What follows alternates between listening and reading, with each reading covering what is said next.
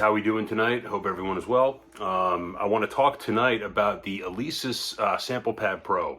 Now, this is a really interesting piece of equipment because I think in a lot of ways this is a very good value in the right capacity, and I'll explain what I mean in a little while. So this machine, if you guys have been studying it, is very inexpensive. I think it goes for about $349 at Guitar Center and most retail stores.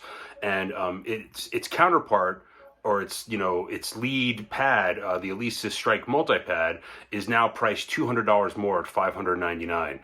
So if you're looking at it that way, you probably will say to yourself, I'm just going to go with the Strike Multipad. It has more sound and it has, better capability with certain things, and all that's true. It has an interface. There's things that are better with it in lots of ways, more storage, faster storage, yada, all of that. However, if you're looking at this in a different way, and this is what I mean. So if you're comparing something like the Roland SPD SX, not the Pro, but just the regular Roland SPD SX, and the Alesis Samplepad Pro, I got to tell you, I'm going to go with the Samplepad Pro.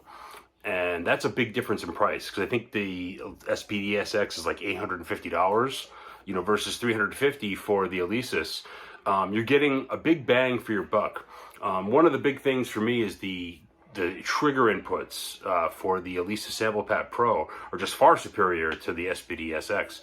You only have 2 dual trigger outputs, I believe, for the SPD SX, and no hi-hat control, whereas with the Samplepad Pro, you get hi-hat control, you get a kick input, and you have 3 options for triggers. You can have a dual zone trigger for one pad, or 2 separate trigger pads, and another track. So it's basically 3 pads and 2 kick pedals, one for your hat and one for your kick. So in addition to everything else that you get with it, I think that's a really good deal. It has less sounds, I think, than the SPD SX, but certainly not by much. It's about the same, actually, I think. So if you're comparing those 2 devices, I'd say you highly get the Samplepad Pro because, other than the fact that it has all those kick inputs, it's actually pretty expressive as a machine. We've all heard things about this, about, pads, and sensitivity, and there's crosstalk with it. And there is, but if you keep the sensitivity levels all at 2 on the pad, then you're in good shape. In addition, if you use those trigger inputs and use those exterior pads, you're going to be fine, because those exterior pads really aren't going to cause any crosstalk because they're separate from the pad itself and they're not in the same distance. So in addition to muting some of the pads, like for instance, for the top 2 pads, I actually keep them on mute. That's going to keep more of a balance between not having that crosstalk. So if you do this smartly, I think you're going to see that it has a lot of value.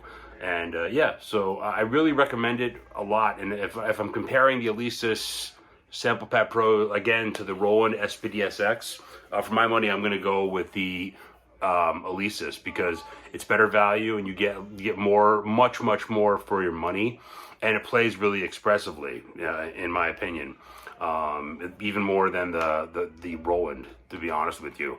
So anyway, have some playing examples. I'm going to do another video too on how you activate the open-closed hi-hat, because there's a lot of people that have questioned that, and there's not that many videos out there. So again, thanks for taking some time and watching the video. Please like and subscribe so we can get more content out there and I can help you guys. Have a great day.